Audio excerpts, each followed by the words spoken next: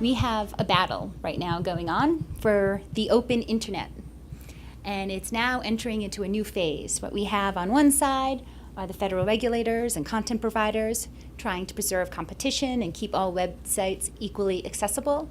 And on the other side, we've got internet service providers wanting to hold down those costs while keeping up with America's ever-increasing demand for digital content. So with that, are these goals mutually exclusive? What side is victorious, will be victorious?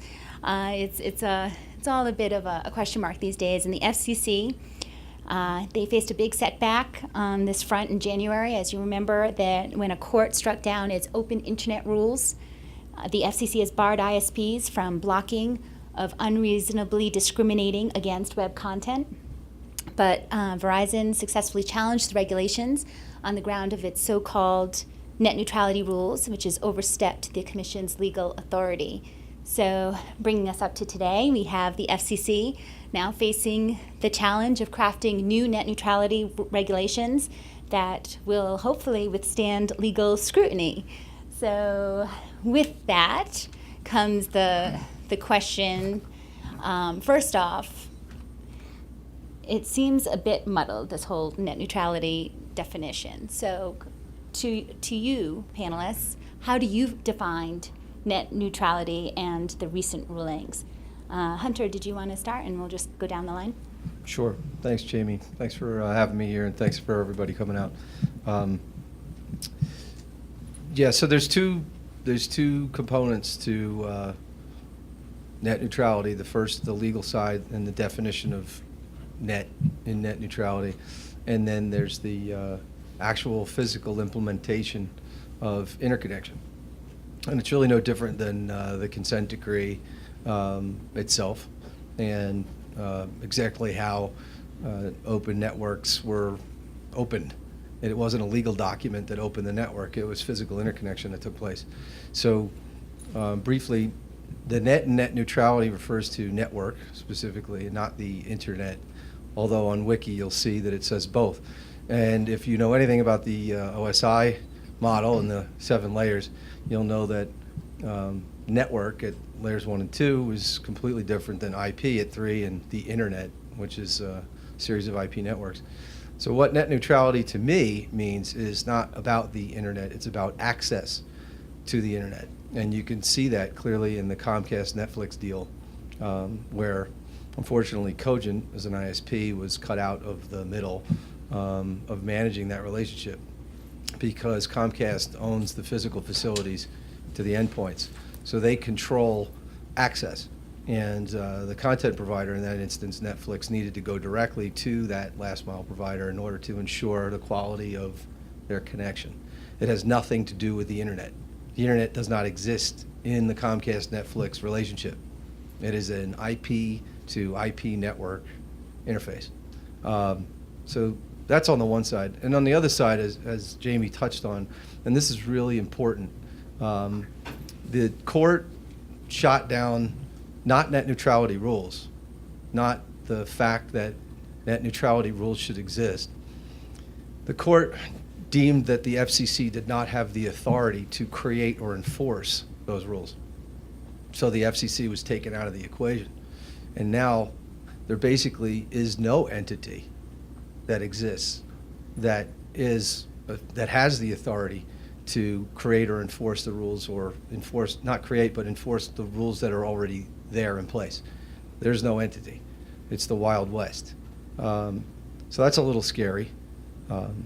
So just to sort of frame it, that's my definition, and I think that's what just occurred relative to the court overturning the FCC's authority on net neutrality. And Steve, do you agree with his Wild West description? I'd have to disagree with some of it.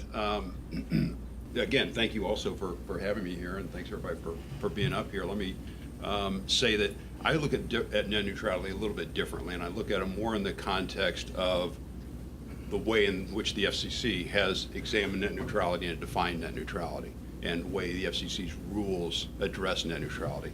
And I think it's comprised of two principal components. One is assuring that ISPs don't deny access to lawful content or degrade access to lawful content. Now, I don't know of any ISPs that do that, and I think that was part of the original rules or principles that FCC Commissioner Powell announced probably 8 or 10 years ago. But the concept of not denying access or degrading access to lawful content is one principle, and I think all companies generally would agree with that principle. The second principle has to do with whether or not all the costs associated with creation of the internet, creation of the networks that comprise the internet, whether those costs must be borne by end users or whether those costs can also be attributed to a Netflix or a Google or a Yahoo or the edge providers, the content providers. And that's been the critical sticking point on the disagreement with respect to net neutrality at the FCC. Can Google go out, can Netflix go out and buy superior access to their end users versus that which is generally made available by Comcast or by us, to other customers? And a couple of things with respect to the court ruling. One, I think the winner in the court ruling was the FCC, because the court found the FCC has jurisdiction to deal with these matters. It just can't deal with them in the manner in which it did. And so the FCC can adopt rules under Section 706 or under Section 201. So it can deem this a common carrier service. It can adopt rules under 706, and that's what Chairman Wheeler has indicated the FCC is going to look at. They're going to decide the extent to which additional regulations are necessary. But I think that the key question on net neutrality is whether or not there's a two-sided market, whether or not an ISP, CenturyLink, can sell access to customers at $20 per 5 megabits, a month, and also sell access to Google or Netflix or high-capacity users who want to obtain those higher quality connections, or faster connections, probably is a better term.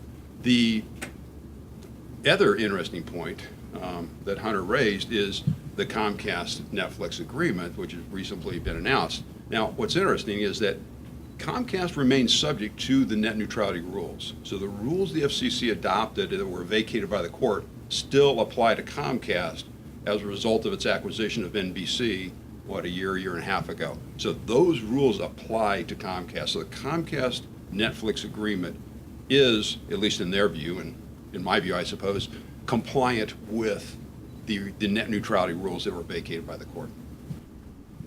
And Dave? Yeah, thank you, Jamie, as well.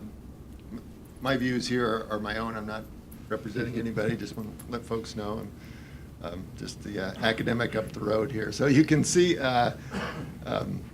this just with Jamie's question, we flounder around a little bit on exactly what net neutrality means and represents. I agree with a lot of what's been said here, but in part that is, I think, implicit in what net neutrality was from the beginning. It really didn't have specific things that it was targeting to fix, and it's been trying to address some concerns without a lot of necessarily specifics associated with them.